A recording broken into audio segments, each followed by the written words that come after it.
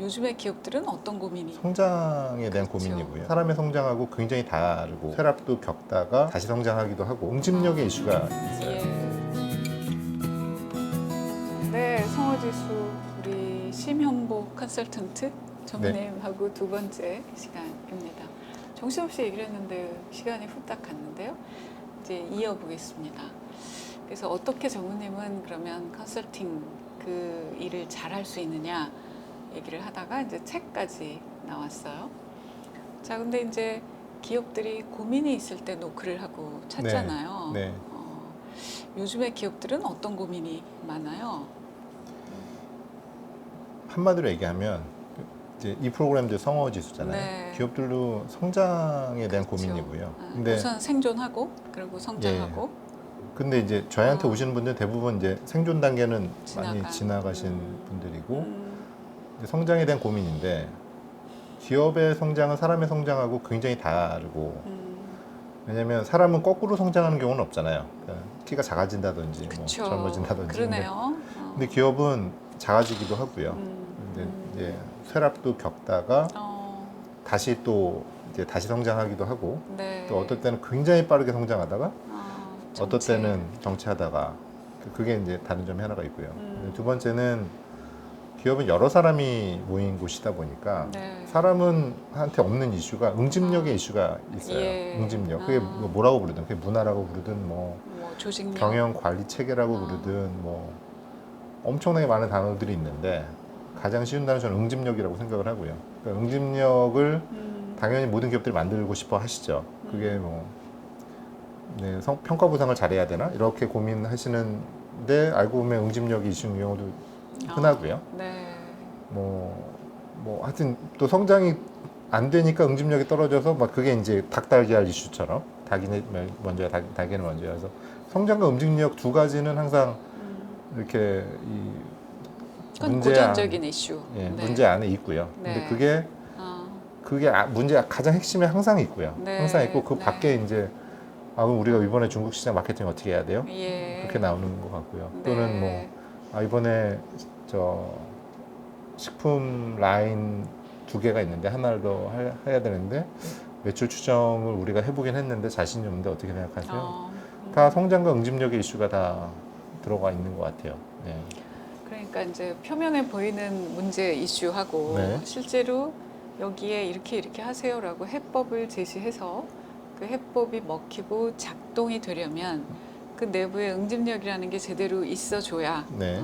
제시하는 게 네. 작동이 되는 거죠. 네, 그렇죠. 그러니까 또 응집력의 또 다른 이슈는 그게 예를 들면 그게 그 문제의 핵심이 담당 임원이 마음이 떠나서인 경우도 있어요. 맞아요. 그게 뭐 이번에 어떤 신사업을 하는데 회사에서 저희한테 의뢰가 왔는데 알고 보면 지금 그 신사업을 추진하는 임원이 이제 CEO가 마음에 안 드는데 근데 그걸 표현을 못 하고 그러니까 표현을 못 하고 컨설팅 받아보지 않을래? 그래서 네. 이제 저희한테 오는데 이제 얘기를 한참 진행하다 보면 신뢰를 하지 않는구나 이렇게 느낄 때가 있어요. 저희가 그것도 하나의 응집력이 있죠 또. 그리고 거꾸로 이런 경우 왕왕 있지 않아요? 이제 오히려 임원들이 컨설팅을 받겠다고 해가지고 이제 CEO한테 보고를 하는데 얘기인즉 본인들이 얘기해서는 이게 잘 안 맥히니까 바깥의 권리를 이용해서 이럴 때도 네. 많이 있죠. 굉장히 흔하고요. 그것도 응집력의 이슈죠. 그러니까 임원과 CEO 간의 어떤 신뢰관계가 형성이 안 돼 있기 때문에 저희의 권위가 필요한 상황이고 굉장히 흔하게 발생하는 상황입니다. 그러면 이제 제가 조금 전에 고전적인 이슈라고도 얘기를 했는데 그건 이제 늘 있어온 그리고 뭐 기업이라면 항상 뭐 넘어서야 될 이제 그런 이슈라고 본다면 특히나 이번에 우리가 뭐 전대미문의 사태를 겪고 있잖아요. 이제 그러면서 새로 생긴 이슈들 내지는 뭐 이 직전이라도 또 이 디지털이 이렇게 막 가속화되면서 아날로그 기업으로 시작을 해서 굉장히 시장도 지배적인 지위에 있는데 환경이 달라지는 거죠. 이제 그런 측면에서 요즘에 기업들은 어떤 고민들을 많이 하는지 한번 얘기를 들려주세요. 방금 말씀하신 이제 디지털 트랜스포메이션이라고 이제 하는 그런 질문들 되게 많이 받고 있고요. 저희는 어떻게 생각하냐면 리소스 과다 이슈라고 볼 수 있어요. 디지털 트랜스포메이션, 디지털하는 거는 예전에는 리소스가 적어서 고민이었는데 예전 이슈들, 막 80년대, 90년대 거기서 네. 리소스가 적다는 건 어떤 네. 뜻이에요? 거기서는 자원도 적고 네. 돈도 없어서 없고. 이자도 많이 내야 되고 네. 사람도 없고 뭐 고객을 만나려면 또 굉장히 많은 시간이 걸리고. 근데 지금 디지털 트랜스포메이션의 이슈는 고객이 무슨 생각하는지 고객한테 다가설 수 있는 어떤 채널이나 데이터나 이런 것들은 너무 흔하게 많아졌는데 우리가 활용하지 못하지 않을까라는 불안감이 있고요. 그 다음에 굉장히 많은 것들이 이제 센서화돼서 싼 센서들을 설치를 할 수가 있거든요. 예를 들면 뭐 흔히 얘기하는 디지털 헬스케어 이런 워치들 뭐 여러 이제 센서들 뭐 이런 것들이 굉장히 싸게 보급이 가능한데 네. 그걸 가지고 어떻게 해볼 수 있는데 누군가는 하는 것 같은데 나는 안 하는 것 같아서 불안하고 알고리즘도 뭐 마찬가지로 컴퓨터가 이제 거의 이제 흔해졌으니까 무언가 데이터가 많고 센서를 통해서 그걸 수집을 해놓으면 상당히 많은 이 경우에 활용 가능한 알고리즘을 가지고 뭔가를 또 이렇게 로직을 만들 수도 있거든요. 그러니까 지금은 사실 리소스가 너무 과다한데 그걸 활용하지 못하는 불안감이 있으면서 경쟁자는 뭔가 하는 조짐이 보이고 그게 저는 이 DT의 어떤 이 상황이 그러니까 네. 좀 짧게 말씀드리면 과다 이슈가 네. 희소성 이슈가 아니라 근데 제가 교육받아온 제가 이제 학부 때 배우고 MBA 때 배운 건 모든 문제가 거의 희소성의 문제였거든요. 그렇죠. 선택의 문제, 맞아요. 희소성의 문제. 근데 없어서 문제였어. 맞습니다. 네. 근데 DT를 포함해서 네. 지금 우리가 살고 있는 사회는 사실은 과다 이슈가 되게 많아요. 과다 이슈고요. 뭐 예. 쉽게 얘기하면 소비보다 공급이 훨씬 많고. 네, 맞습니다. 예. 심지어 돈도 공급이 너무 많은 거예요, 지금. 근데 요즘에 뭐 말씀하신 전대미문의 상황인데 주가는 또 올라가. 네. 그거는 돈의 과다 이슈거든요. 돈이. 그게 흔히 네. 얘기하는 유동성 뭐 이런 예, 과잉 예. 뭐 이런 얘기. 과잉의 시대에 저희는 살고 있는 거고 그러니까 과잉의 시대의 문제 제가 이제 드리고 싶은 말씀은 과잉의 시대 문제 해법은 희소성의 시대와는 굉장히 많이 다르지 않을까 그 점을 제가 좀 곰곰이 생각을 많이 하거든요. 그러니까 예전에 희소성의 문제 상황일 때 습관적으로 들이대던 문제 해법을 혹시 내가 하는 건 아니야? 이런 생각을 혼자 해봐요. 디지털 트랜스포메이션이든 네. 뭐 뭐든 간에 그 대부분의 경우에 해법이 잘못된 경우가 많이 있습니다. 그러면요 질문이 네. 있는데요. 저희 세대 때보다 윗분들은 대부분 희소성의 문제에 네. 굉장히 네. 저희는 익숙하고 그랬던 세대에 살았던 사람들이잖아요. 네. 그러면 CEO나 네. 이 일을 부탁하신 분들도 네. 대부분 나이가 많으실 분들일 것 같은데 맞습니다. 그분들이 네. 네. 이 문제를 말씀을 드리면 해법을 말씀을 네. 드리면 이해를 네. 하시나요? 이해를 하시는 경우도 있고 하시게 이해를 해야죠. 거의 못 하시는 경우도 네. 있고요. 근데 좋은 경영자는 내가 어떤 문제 해법을 만들기에는 내가 가지고 있는 선입관이나 뭐 방금 말씀하신 어떤 자기의 세대나 다른 환경이 맞지 않다는 걸 직감적으로 알고 계셔서 오히려 자기 생각에 딱 맞아떨어지는 얘기를 하면은 좀 이렇게 멀리 하시는 분들이 더 있고요. 근데 그렇다고 해서 너무 또 이렇게 4차원스러운 얘기를 하면은 당연히 이제 수긍이 안 되죠. 그래서 그렇죠. 그게 이제 저희 이제 컨설팅 업에는 저희만의 딜레마가 하나 있는데 그게 잡식동물의 딜레마라는 책이 있잖아요. 그래서 맞아요. 잡식동물의 딜레마가 뭐냐면 인간이 이제 영장류가 진화를 해오면서 이제 잡식동물이 되었는데 어느 순간 그러면서 뭔가 뇌도 커지고 왜냐면 다양한 영양소를 섭취할 수가 있으니까 근데 문제는 독성이 있는 무언가가 있을 수도 있잖아요. 막 먹다 보면 어떤 버섯이나 풀이 그래서 저희 본능은 그 친숙한 거를 좋아하는 하는데 그렇죠. 그렇다고 매일 같은 걸 먹을 수는 없기 때문에 뭔가 새로운 걸 찾는데 거기에 대한 공포도 좀 있어요. 그래서 그 절묘한 어떤 그 스윗 스팟을 찾아야 되는데 그래서 저도 이제 그 보고를 할 때 너무 친숙한 얘기를 하면 이거 들으려고 우리가 돈 냈어? 다 아는 얘기 아니야. 저건 뭐 우리 애들도 저 정도는 해. 근데 너무 새로운 얘기, 그게 맞든 틀리든 너무 새로운 얘기, 충격적인 얘기를 하면 저건 뭐야 이렇게 되는 거죠. 그래서 저희는 그 스윗 스팟을 찾으려고 노력을 많이 하고요. 그 딜레마가 이제 저희끼리는 잡식동물의 딜레마다 이런 얘기를 합니다. 네. 이게 클라이언트를 모시고 하는 업종에는 공통적으로 있는 네. 어려움. 예. 광고도 마찬가지일 것 같습니다. 그래서 네. 좋은 거를 만드는 거 물론 그게 제일 중요하고 그다음에 이걸 어떻게 딜리버리 할 거냐 네. 거기서도 또한 결판이 나는 것 같아요. 좋은 걸 만들어 놓고도 이 과정에서 이게 이렇게 되는 경우도 되게 많아요. 그래서 만들어 놓고 이걸 어떻게 이 양반들도 오 좋아라고 하게끔 전할 거냐는 이 아이디어를 만들고 해법을 찾는 거하고는 또 다른 어나더 스토리다. 하여튼 네. 근데 저는 이제 얘기를 들으면서 역시 디지털 트랜스포메이션을 이렇게 설명하는 얘기는 처음 들었어요. 근데 저도 이런 얘기는 클라이언트한테 안 해요. 이런 얘기 하면은 아까 말씀드린 그 너무 4차원스러운 나간 얘기. 뭐 과잉의 이슈야? 그러면 뭐지? 하실 거예요 아마. 네. 진짜로 이제 근데 재밌어요. 흥미롭고. 예, 네. 저희끼리니까 재밌는 거고 돈 아니, 내신 분한테 이런 얘기 하면 아니. 그리고 더 듣고 싶다는 생각이 네. 들지 않을까? 고민이 많은 분께는. 네, 그러니까 그거 예. 자체가 해법은 아니지만 네. 그다음에 해법을 찾을 때 우리가 맨날 이렇게만 볼 때와 이걸 이렇게 보거나 이렇게 보면 다른 게 보이잖아요. 거기서 시작하는 거지. 근데 이해하시는 분도 계신데 이제 굉장히 조심스럽게 상황을 봐가면서 그렇죠. 상대를 보면서 볼을 한 대씩 던져 보는 거죠. 그래서 이게 네, 네. 받을 만한가에 네. 따라서 맞습니다. 뭐 조금 더 나가보기도 하고 아예 네. 아닌가 보다.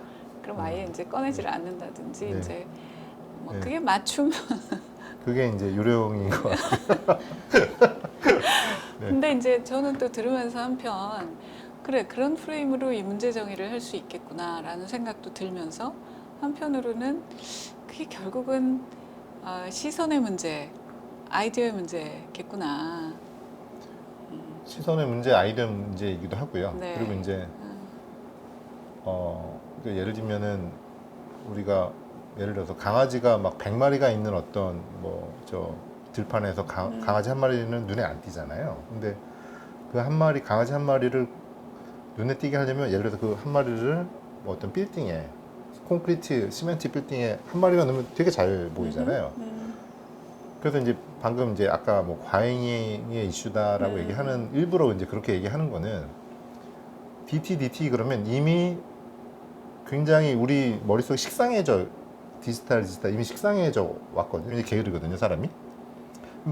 생각을 항상 강제로 하게 만들어야 되는데 맞아요. 그러려고 하는 얘기죠, 사실은. 그쵸. 저 스스로를. 그래서 그런 식으로 이제 대입을 바꿔보고. 해보고 이것도 언젠가 또 식상해질 거예요. 저희도 생각하는 게 일이니까 생각을 네. 하려면 자꾸 이제 낯설게 하기를 해야 네. 되는 거고 그러려는 어떤 의식적인 노력인 것 같습니다. 예. 그리고 또 좀 전에도 클라이언트 얘기를 했지만 클라이언트하고 일종의 삿바 싸움 하는 거 얘기도 해요. 누가 주도권을 갖느냐. 다 아는 얘기하면 주도권은 예, 클라이언트한테 가는데 결국 그 얘기인데 좀 다른 개념과 예. 다른 시선을 들이대면 그럼 이제 주도권이 나한테로 오는 거죠. 네, 그렇죠. 주도권을 잡기 위한 그러니까 생각의 그렇죠. 주도권, 네, 예. 네. 생각의 주도권을 잡기 위한 어떤 저희들의 어떤 작은 어떤 뭐. 작은 요령이죠. 네. 뭐 고민이기도 하고.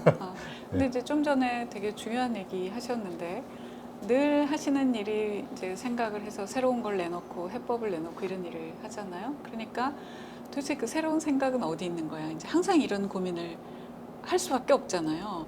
그러면 이제 조금 전에 낯설게 하기라고 얘기를 했는데 자기 자신을 낯설게 하는 방법은 뭐예요? 책이에요? 뭐 사람마다 다 그러니까 그게 우리 있을 것 같고요. 심정님의 경우에 뭐 저는 책이고요. 근데 그 예를 하나 좀 말씀을 드리고 싶은데 뭐 제가 어디선가 강의를 의뢰를 받았어요. 그래서 컨설턴트는 회사에서 문제 해결 방법론이라는 걸 배워요. 입사를 하면은 프로블럼 솔빙 스킬 이런 걸 배우기 때문에 그거를 이제 뭐 7C니 뭐 있습니다. 뭐 SCQ니 뭐 네, 여러 가지 네, 이제 막 네. 있는데 저는 이제 그 강의를 갔을 때 제가 셰익스피어 햄릿 얘기를 일부러 했어요. 일부러 문제 해결 네, 네, 방법론에 네, 대한 네. 설명을 햄릿의 스토리를 가지고 이제 햄릿이 문제 대명사잖아요. 그러니까 내가 살아야 돼, 죽어야 돼, 뭐 이 고민을 하는 사람의 어떤 대명사인데 그럼 그 사람이 왜 그렇게 고민하게 됐는지를 아까 이제 말씀드린 시츄에이션, 컴플리케이션, 키퀘이션으로 네, 나눠서 그걸로. 이제 그렇게 한 이유는 두 가지죠. 첫 번째는 이제 낯설게. 그러니까 햄릿에다가 컨설턴트가 문제 해결 방법론을 이렇게 대입을 하는데 굉장히 낯설어 보이잖아요. 일단은 굉장히 새롭고. 낯설어 보이고 네. 두 번째 이유는 제가 교양 있어 보인다는 거죠. 그런 얘기를 하면은 이제 나는 햄릿 읽은 사람이야. 있어 보이는. 네. 그래서 사람들이 고전을 많이 인용하는 것 같아요. 그러니까 두 가지 이유가 있는 거죠. 네. 사실 고전은 지금 우리 시대가 아닌 다른 시대의 이야기를 하는 거기 때문에 굉장히 낯선 상황이고요. 근데 그 안에 있는 주인공들의 인간의 본성은 또 똑같아요. 그래서 거기도 뭔가 변치 않는? 배움이 있고 오히려 더 잘 보이죠. 고전에 등장하는 인물들은 굉장히 낯설게 보여요. 무슨 오이디푸스니 뭐 이런 얘기를 들어보면 그리스 고전기 뭐 기원전 5세기에 누군가 뭐 이렇게 했는데 어쩌고 저쩌고 오히려 거기도 더 선명하게 인간의 본성이 보이면서 나는 오이디푸스도 읽었어라고 얘기도 할 수 있고 그게 이제 사람들이 고전을 읽는 이유가 아닌가. 그러니까 역시 이제 주도권인데요. 저 그런 생각 들어요. 그러니까 실은 이거는 이거 아닐까라는 거는 아슴프레하지만 뭐가 보여요. 근데 이제 이런 업종은 자기 돈을 갖고 하는 게 아니라 늘 클라이언트가 있단 말이에요. 그러면 이런 게 필요한 건 사실은 아이디어를 정하고 해법을 찾는 데 필요한 게 아니고 설득하는 데 훨씬 더 많이 필요하더라. 왜 이거인지. 근데 그거를 매일같이 들어온 이 경영학 또 경영의 터미널로지로 얘기를 하면 또 들은 얘기 같거든. 그 해법이 아무리 좋아도. 근데 이제 예를 들면 지금 닥친 뭐 디지털의 어떤 이슈를 얘기를 하는데 죽느냐 사느냐밖에 나가 모르고 있었는데 햄릿을 불러와서 이런 얘기를 설명을 한단 말이야. 그럼 귀가 확 열리는 거지. 그런 분도 계시고요. 또 간혹 거부감을 보이시는데 잘 살펴서 잘 살펴서 해야죠. 네. 저는 그런 게 인사이트 같아서 네. 우리 심정우님 제 가끔 쓰는 글이나 이렇게 볼 때 좋았던 게 그런 지점이었어요. 같은 거를 보고 끌어내는 게 이렇게 다를 수 있구나. 그럼 결국은 그게 해법으로도 연결이 되지 않겠나? 자, 두 번째 시간도 여기서 마무리를 하고요. 되게 흥미있어 하시는 것 같아요. 세 번째 얘기 또 이어가겠습니다.